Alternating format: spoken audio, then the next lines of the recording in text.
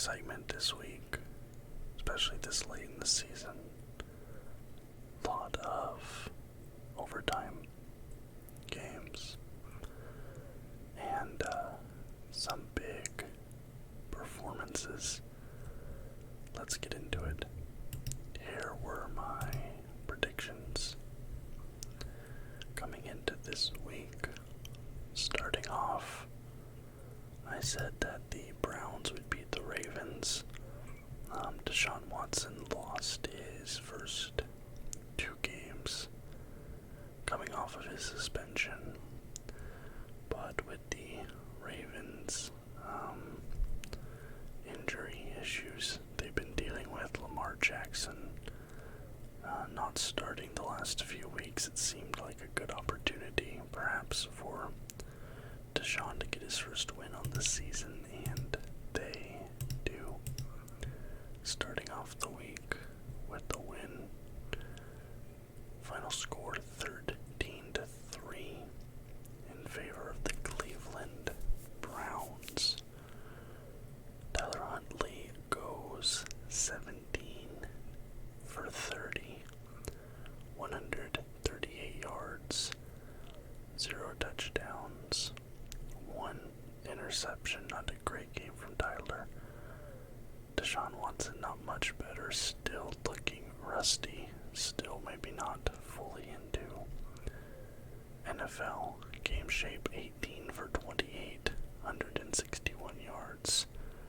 But he gets his first touchdown since his return to Donovan Peoples-Jones in the third quarter.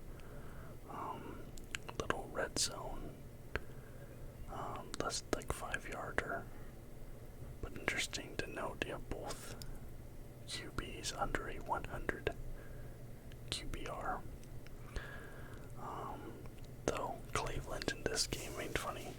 Like 2.5 point favorite, win by 10. Over under 39.5, total score of 16. And this was in Cleveland too, but Deshaun Watson gets his first win on the season. And the Ravens have to be hoping at this point that Lamar Jackson is coming back next week. They're second in the AFC North right now. They're 9-5. I'm not sure what his status is for next week. I'll have to look at that before I get into my predictions. But moving on, I said that the Dolphins would upset the Bills.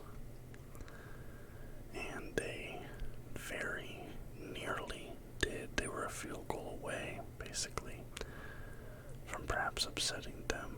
And in a game that blew the lid off the over-under, the Bills do, unfortunately for my predictions, end up beating the Miami Dolphins 32-29, and Josh Allen has an absolutely monster game. Josh Allen goes 25 completions, 40 attempts, 304, free yardage, 304, 4 touchdowns, no picks.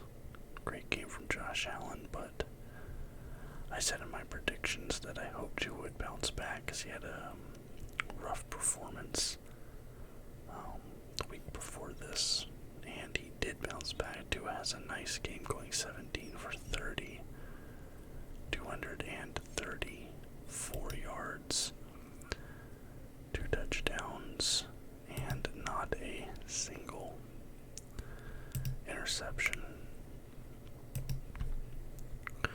Interesting to note, there was like 3 Saturday games this week. Saturday games being a bit of an oddity in this sport. It's like Thursday, Sunday, Monday, so it's interesting seeing not 1 but 3 Saturday games in the NFL this week, actually.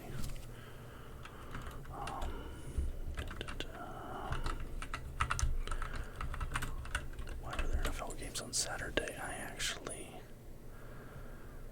Is this because of the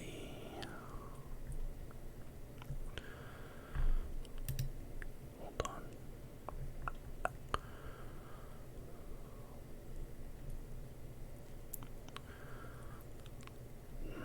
just haven't been paying attention, but apparently this has been a thing since about 2013, alright.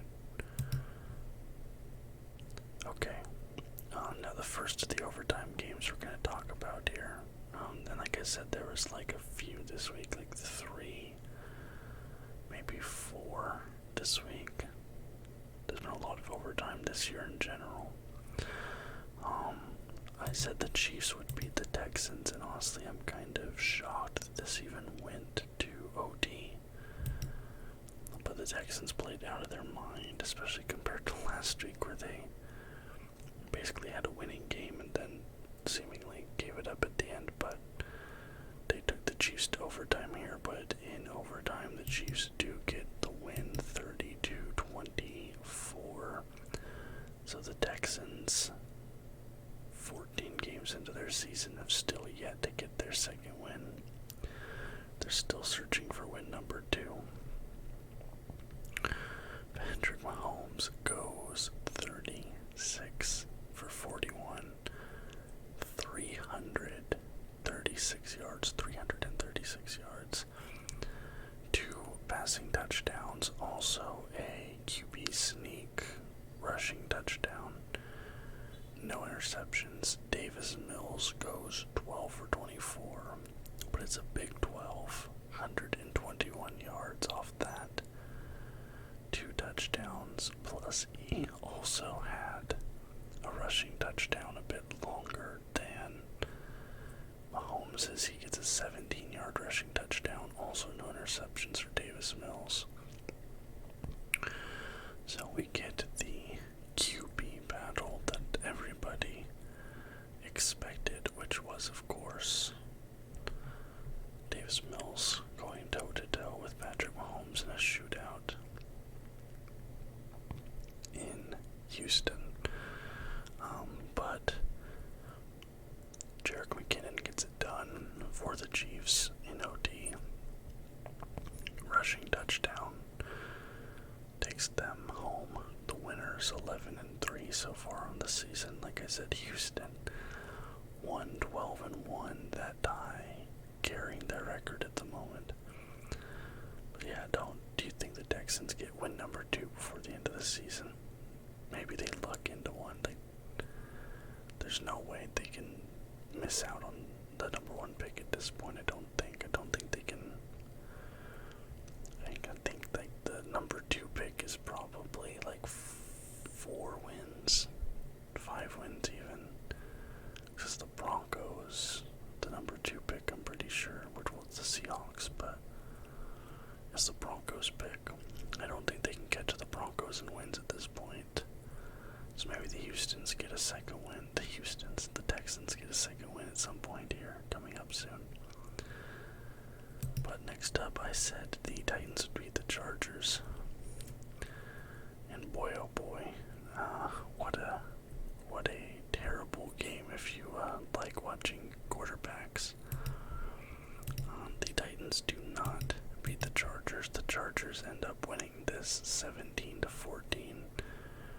Not a single passing touchdown this whole game. 4 rushing touchdowns, 2 apiece for each team. Although Ryan Tannehill is responsible for one of those rushing touchdowns, so maybe the quarterbacks have a bit of redemption there. But a field goal for the Chargers is the difference. They win it, like I said, 17-14. Tannehill goes 15-22. 165 yards, 0 touchdowns. The rushing, obviously, and then 1 interception. Justin Herbert goes 28 for 42. Absolutely slinging that thing, 313 yards. But no touchdowns and 2 picks. QB rating of 71.2 for Tannehill, 68.8 for Herbert. It was all just ground game, this whole thing. This whole game was ground game. But let's get to an exciting game here. The Patriots-Raiders game. I said the Patriots would win. This game had a crazy ending. The Raiders do end up winning this. But let's talk about the winning play, the lateral.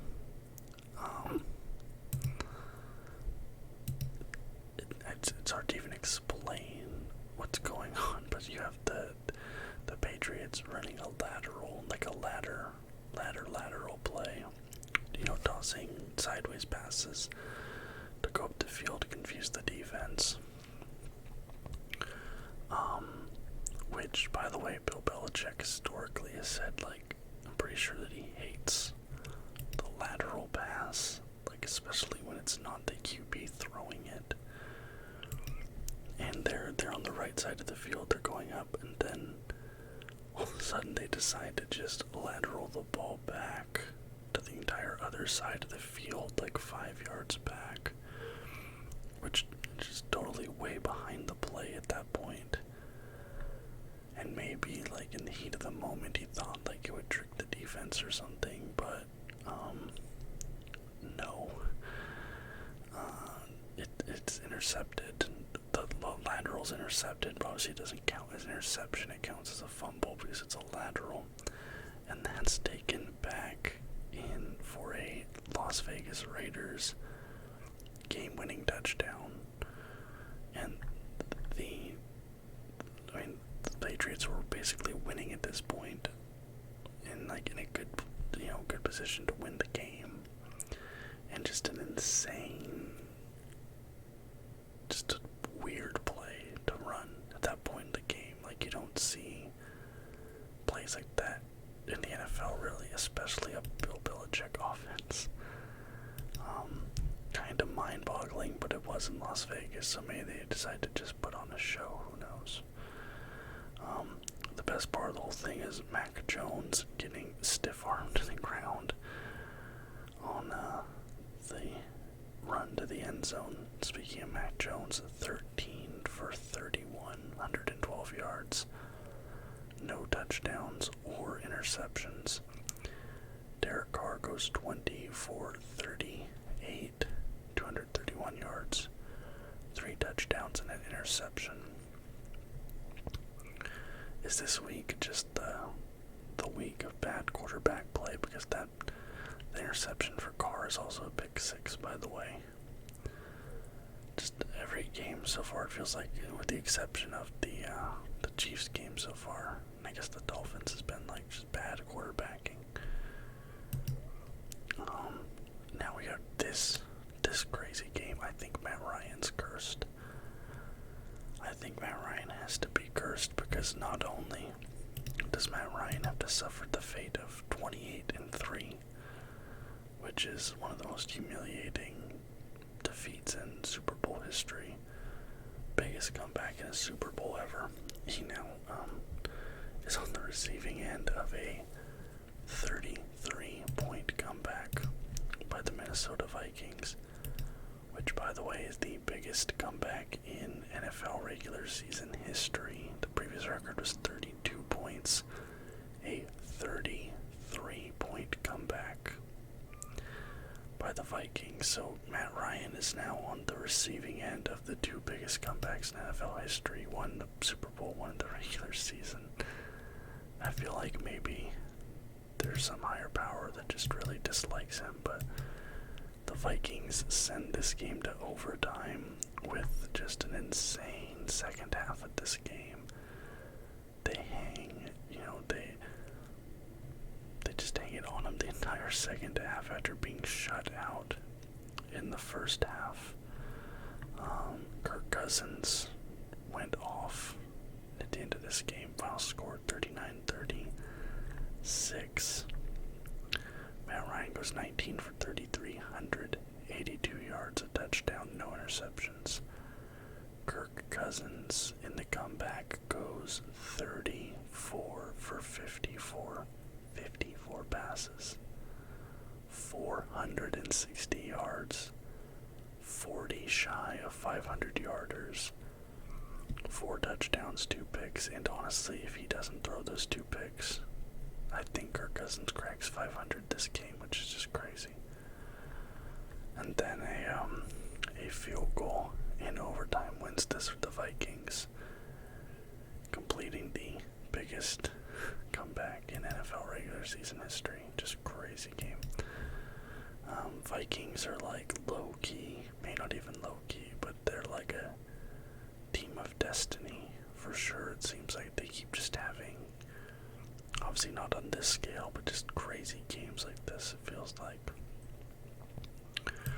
A remarkably less exciting game, although actually, funnily enough, because of who the two quarterbacks are, some really nice quarterback play here. But we have the Steelers against the Panthers. I said the Panthers would win.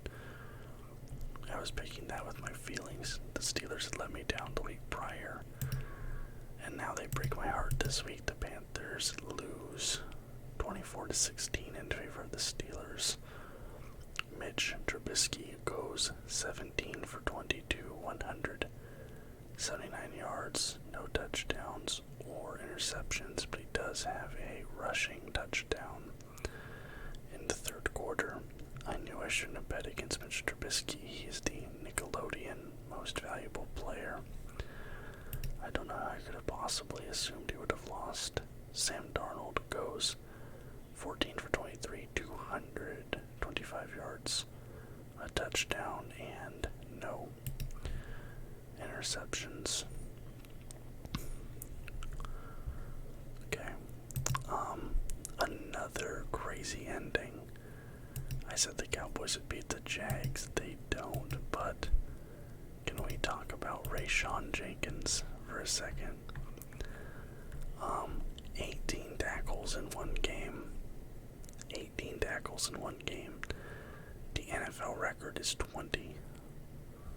This dude went off 2 picks in this game on Dak Prescott. And that second pick in overtime, taken for 52 yards, is the game winner. I don't know where this Jaguars team has been all season. They are currently second in the AFC South, and with the way that things have been going in that division, I think it's possible. Maybe not one, but I think the next season even they could be the one. I think they're a team on the up and up. I've had my doubts about Trevor Lawrence this season. I've brought it up multiple times. This is now like over the last month, multiple good games from Lawrence. And the young talent here is crazy. Like I said, Jenkins, dude went off 2 interceptions, 18 tackles. It's just insane. 40 for 34 is your final score in favor of the Jags. Dak Prescott goes 23 for 30, 256 yards, 3 touchdowns, 2 picks. Trevor Lawrence, 27 for 42, 318 yards, 4 touchdowns, and a singular interception. But unlike Dak Prescott, his interception not taken for a game-winning pick 6. I said the Lions would beat the Jets. We were in New York, and they did it. They pulled it off. The Lions are rolling. They're at 500. When the last time the Lions were at 500, I don't know. In my lifetime, the Lions have basically always been terrible, so seeing them be like,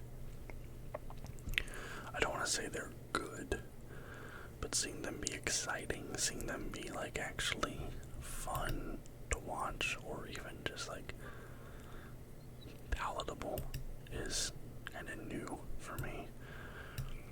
Even the Jets, though. Interesting to note, Zach Wilson is back this week. Also, how many games open up with a punt return touchdown? Probably not many. Punt return touchdown was your opening play of the game, but 20 20-17 in favor of the Lions. Not sure if I said that already. Jared Goff goes 23 for 38, 252 yards, 1 touchdown, no picks. Zach Wilson, in his return to the starting spot, goes 18 for 35, 317 yards, 2 touchdowns, and a pick. Honestly, even though it's in a loss, Zach Wilson does not look bad in this game. So it'll be interesting to see. Obviously, a lot of behind-the-scenes stuff going on there with the Jets. We'll see what happens long-term, but Zach Wilson in this game looked good. The battle of the backups. I think I even said it when I made this prediction. Whichever team I pick to win is going to end up losing. Like, this is such a weird random toss-up, although it was not Colt McCoy. And at QB, we have Trace McSorley, unless Colt McCoy got injured. Hold on. Does Colt McCoy get injured? Yeah, he does. He exited early with a concussion. Okay, so that explains why we have Trace McSorley in the game. But, like I said, whatever I said was going to, the opposite was going to happen. It does. The Broncos win this 24-15. Trace McSorley filling in for Colt McCoy goes 7 for 15, 95 yards, no touchdowns, 2 picks. UB rating of 27.8, that's not what you want to see. Brett Ripien goes 21 for 26, honestly, fantastic completion rate there, 20 for 26, 197 yards, a touchdown, and a pick. Let's see Colt McCoy before he exits. Let me just pull him up. This doesn't have it in the. Colt McCoy goes 13 for 21, 78 yards, no touchdowns, and a pick. So your 2 quarterbacks for the Cardinals combined for 20 for 36, 170-ish yards, no touchdowns, 3 interceptions. Not great. I predicted the Bengals would beat the Bucs. The Buccaneers, especially some of the sideline, like mic'd up things you've been seeing on the sidelines, has been definitely disconcerting. Tom Brady is like trying to get those guys fired up, and it seems like a lot of people just are not listening to him. There's already like rumblings about Brady going to San Francisco next season. I definitely don't think he stays in Tampa Bay. Like, despite the fact that they lead the NFC South, they're 6-8. Brady, like I said, the team around him just seems tuned out. You know, if it's a coaching issue or whatever, but the Bengals do give me the win here. I'm back in the green. 34-23 is your final score. Joe Burrow in the win. Monster game, 27 for 39, 200 yards. Like, okay, whatever, but 4 touchdowns and a pick. Jamar Chase gets a touchdown, 7 for 13 from him. Tom Brady goes 34-44, 312 yards, 3 touchdowns. So actually, not bad for him, but 2 picks there. But honestly, I don't know. The Tampa Bay situation is so weird at this point. Like, I don't remember the exact wordage, but the clip that came out, I think it was earlier this week, and Tom being like, come on guys, we gotta, just kind of like, honestly, like trying to like beg the players, seemingly to like care, and guys just, weren't. Sorry to fix the webcam, there's a little bit better. I was missing a little bit of space. Okay. Moving on, I said the 49ers would beat the Seahawks. As much as I wanted to be a homer and say otherwise, but now it's pretty obvious that the Niners are the best team in the NFC West. And the Seahawks, even though they are second in the NFC West at the moment, there's definitely a fear that, while it's not mathematically like certain, was kind of leaning towards they might not even make the playoffs at this point. Now you have a top. You're gonna get the second or the third pick probably from Denver, so it's not the worst thing. But you were hoping that make the playoffs plus get a top 5 pick is the move. But it's looking like it's gonna be, as far as the NFC goes in the playoffs, Seahawks might be on the outside looking in at this point. 21 for 13 is your final score. Brock Purdy goes 17 for 26.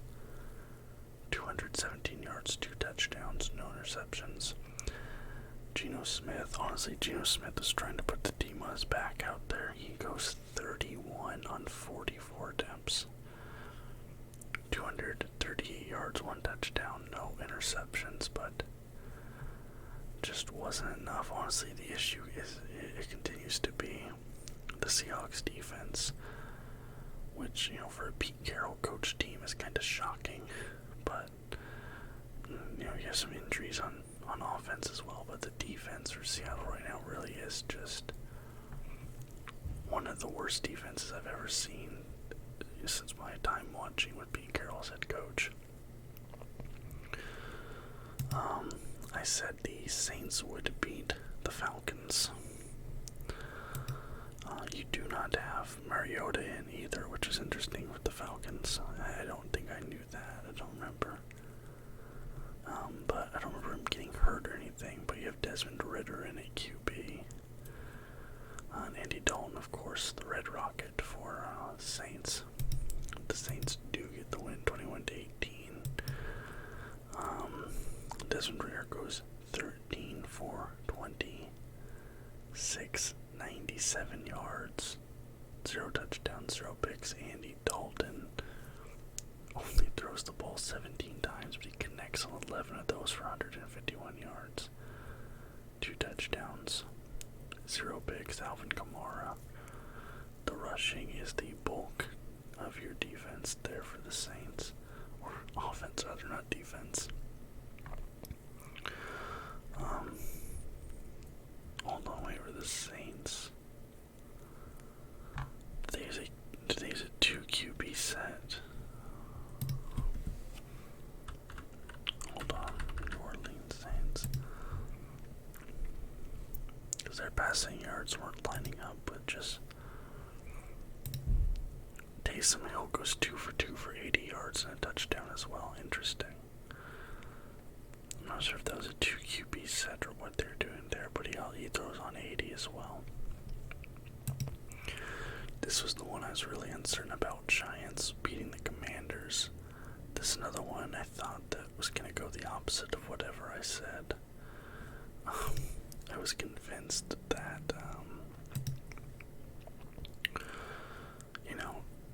it just kind of seemed like a trap game for as far as predictions go. The Commanders have looked really good lately. The Giants have been sliding a little bit, but the Giants get it together this game. They beat the Commanders 20-12. And you're in FedEx.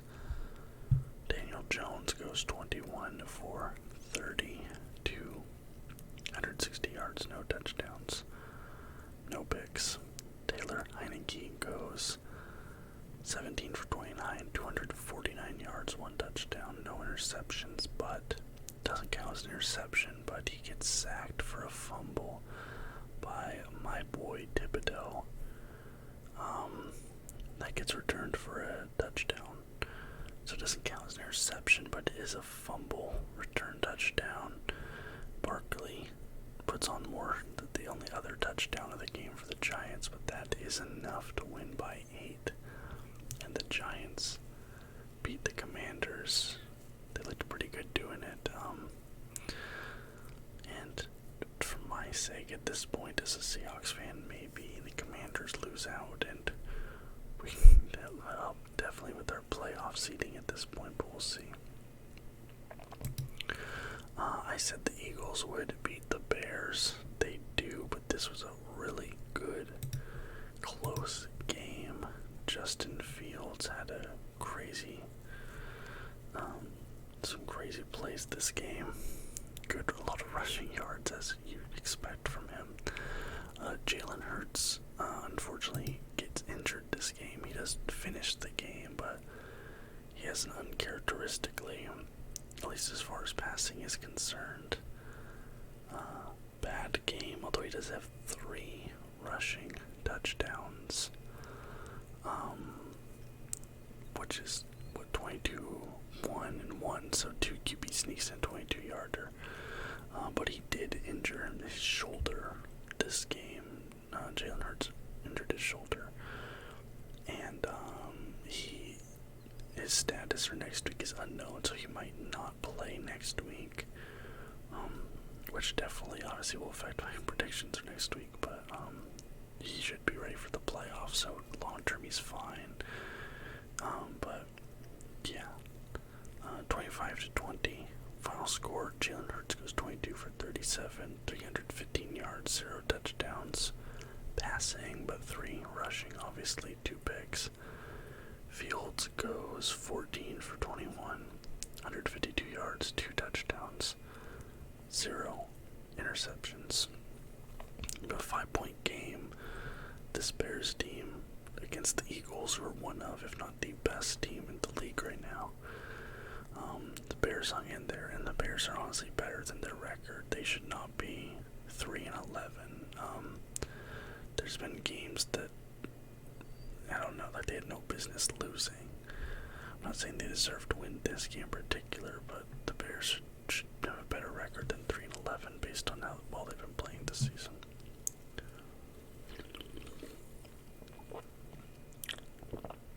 And finally, the game that was on when I started recording this, hopefully it's finished by now. Let me check. It is. The Packers. I said the Packers would beat the Rams. They did. They win by 12. Double up the Rams. 24-12 is your final score in Lambeau. Baker Mayfield, who won Player of the Week last week, but I even said I don't know if he can do it against the Packers. He was playing a weak team last week. It was a feel-good story. Obviously, I was happy for Baker, but I didn't know if he could carry it through this week. And he was unable to. Green Bay smokes the Rams. Baker goes 12 for 21, 111 yards, 1 touchdown, 1 pick. Kind of funny though, 111 yards. So it's 1-1-1, 1-1, 1 touchdown, 1 pick. Aaron Rodgers goes 22 for 30, 229 yards, 1 touchdown, 1 interception. And Aaron Rodgers had an overthrow this game that was just a comically bad overthrow. That's been an issue all season long, but yeah, the full display this evening. But we have 16 games this week. I get 1, 2, 3, 4, 5, 6, 7, 8, 9, 10. I go 10, 4, 16. And if I bust out my handy phone calculator here, 10 divided by 16, that is 63%. Pretty good. Decent. Better than last week for sure. Now my total for the year, 131 for 16 plus 208. That is 218 to 24. Okay. So now we do 131 divided by 224. You guys aren't going to believe this. I have been stuck at 58% for like 3 weeks now. I remain stuck at 58%, but that is week 15 in the books. Wednesday. Obviously, I'll have my predictions for next week. But thank you guys so much for watching. let me know in the comments down below what you guys thought about this week of the NFL regular season.